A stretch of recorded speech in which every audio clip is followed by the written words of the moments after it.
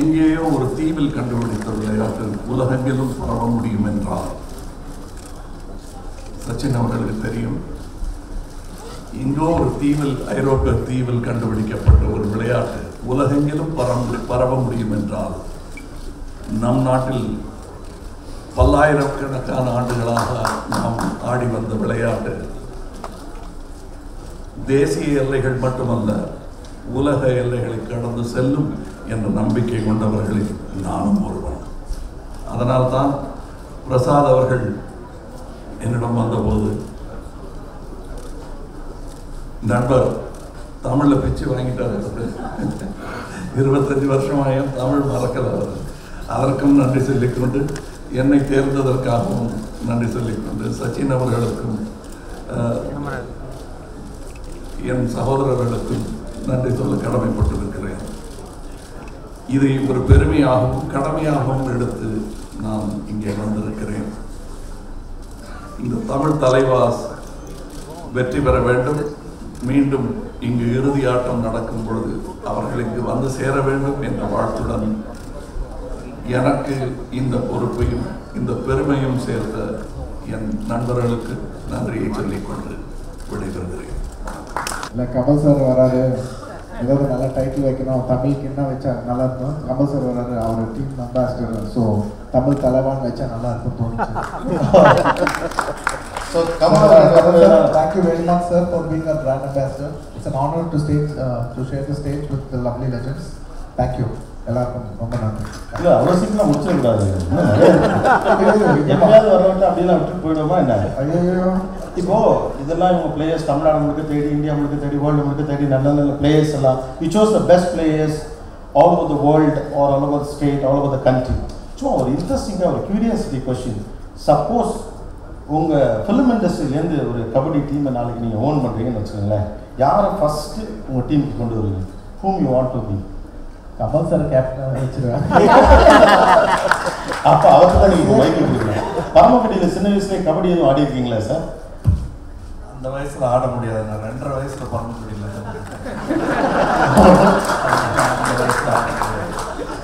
ஆனால் ஆடி இருக்கேன். அதுக்கு பிறகு நான் கபடி விளையாடுவதை தடுத்தது ஒரு ஃபிலிம் டைரக்டர். ஏன்னா நான் ஸ்டண்ட் நண்பர்கள் கூட நிறையா கபடி விளையாடுவேன். அவுட்டோருக்கெல்லாம் போனேன். ஒரு வாட்டி ஒருத்தர் ஆர்வமாக ஒருத்தர் இந்த மாதிரி சத்தம் போட்டுக்கிட்டு ஆர்வமாக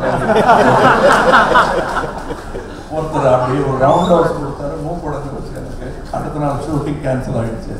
அதுலேருந்து என்னை கபடி விளையாட பேன் பண்ணி வச்சுருந்தாங்க. ஆனால் கடைசியில் பிராண்ட் அம்பாசிடர் தான் வந்து இங்கே வந்திருக்காங்க. எனக்கு ஒரு ரொம்ப சந்தோஷமாக இருக்குது. இப்போ இவங்க வந்து தமிழ் தலைவாசன பண்ணையில் பெயர் பெற்றது. இப்போல்லாம் சமீபத்தில் உரிமையில் பேசுறது ஒரு பெரிய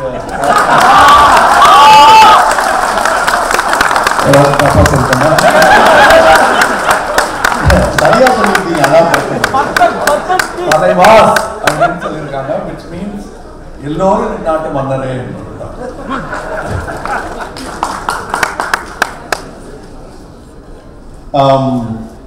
ஒரு விளையாட்டு என்பது விளையாட்டாக இருக்கக்கூடிய ஒரு விஷயமாக தெரியல. எல்லா விளையாட்டுக்குனாலும் ஏதோ ஒரு சமூக உளவியல் ரீதியான காரணங்கள் இருக்கலாம். இந்த விளையாட்டு என்பது தமிழ் பண்பாட்டோடு தொடர்புடையது. எல்லா மனசுலையுமே கபடி எங்க கேம்பா அப்படின்னு சண்டைக்கு வருவாங்க, தமிழ் நாங்கள் தான் அப்படின்னு. ஆனால் பெருசாக இங்கே அதை பிரபலப்படுத்த முடியல. இப்போ தான் அதற்கான மிகச்சிறந்த முயற்சிகள் நடந்துருக்கு. பெரியவர்கள்லாம் சேர்ந்துருக்கீங்க, சச்சின் போன்றவர்கள் உள்ளே வந்திருக்காங்க, நீங்கள்லாம் உள்ளே வந்திருக்கீங்க. என்ன உளவியல் இருக்குது இந்த விளையாட்டு பின்னால? இது வெறும் விளையாட்டுல மட்டும் தோணுது இல்லை. இது நம்மளுடைய தமிழ் கலாச்சாரத்தில் உள்ள, இந்திய கலாச்சாரத்தில் உள்ள பழைய வீர விளையாட்டுகள் எல்லாமே அமைதி காலத்தில் போரை மறந்து விடாமல் இருப்பதற்காக நினைவுபடுத்தும் விழாக்களாக. நம்ம அழகு குத்திக்கிறது கூட அதுக்கு தான் நான் நம்பிக்கிறேன். ஏனென்றால் இந்த ஃபர்ஸ்ட் பிளட் பார்த்ததும் பயப்படுறதுங்கிறதும் குணாதிசயம் ஆகிடக்கூடாதுங்கிறதுக்காக எப்பவுமே மோதுதலும் ஏறு தழுவதிலும் இதையெல்லாம் நாம் கற்றுக் கொடுத்துட்டே இருந்திருக்கோம். ஒலிம்பிக்ஸ் வந்ததே அதுக்காகத்தான் சொல்லுவாங்க. அதே மாதிரி தான் இதில் எனக்கு என்ன பெருமையா இருக்குன்னா, மூத்த அண்ணனாக திகழும் இந்திய விளையாட்டுகளில் மூத்த அண்ணனாக திகழும் கிரிக்கெட் சம்பந்தப்பட்ட சச்சின் அவர்கள் இதை கையில் எடுத்திருக்கிறது வந்து விஷயம். அவருடைய பெருந்தன்மை என்பதை விட இது கபடிக்கு எடுத்த பெருமையாக நான் நினைக்கிறேன். அது அவர் செஞ்சுட்டே வர்றாரு பல இதில், அது பாராட்டக்கூடியது. நான் வந்து விளையாடுவதற்கு நேரம் இல்லாமல் சினிமாவுக்கு வந்துட்டேன் நான். அதனால் நான் இதை வந்து வரவேற்க கடமைப்பட்டிருக்கிறேன். இந்த பொறுப்பை ஏற்றுக்கொண்டதும் அந்த சந்தோஷத்தில் தான். கபடி, சடுகுடு, கூத்து என்று பல பெயர்களில் நாடெங்கும் இருக்கும் இந்த ஒரு விளையாட்டை நாம் மறந்து போனது மாதிரி ஒரு ட்ராஜடி இருக்க முடியாது. அதை இப்பொழுது இவர்கள் கையில் எடுத்த மாதிரி ஒரு சந்தோஷம், இதை விட பெரிய சந்தோஷம் இருக்கவும் முடியாது. நன்றி. I'm sure everyone sitting on this stage would agree with me that at some stage in our lives we've played kabaddi, and I was there to witness the first match of kabaddi in Mumbai. I think that was 3 years ago, if I'm not mistaken. And the kind of energy, the vibration which was there inside the stadium was spectacular. And I always admired sportsmen, but when I actually went and witnessed it myself, the agility, the speed that they move at, I think it's just incredible. And that's the reason, being a sportsman, I know what it takes to go out there and perform in front of the whole world and live your dream, live your passion. And I'm here to not just support kabaddi, but sports overall in India, because I believe India as a nation is, we always say that it's going to be by 2020 the population which will be, average population would be the youngest population in the world, but also ignoring the fact that when it comes to obesity, we are number 3 in the world. And it is important for all of us to adopt some sport, to lead a healthy lifestyle, because the youngest average population and unhealthiest population is a recipe for disaster. And that's why I'm supporting sport. A legend is always a legend.